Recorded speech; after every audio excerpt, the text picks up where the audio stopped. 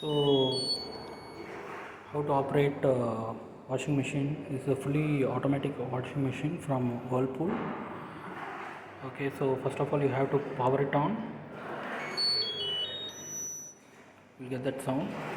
Now with program you have to choose one of the programs. Okay, is it P1 or P2 or P3 or P4? So we'll choose P1. Okay, so we'll choose P1, which is normal, and it has all these options. Now for the water level you have to choose one of the water level. We'll choose high as water level. So after that you press start.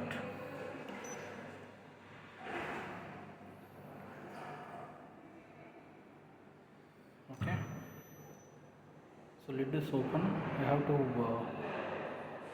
put powder and close the lid.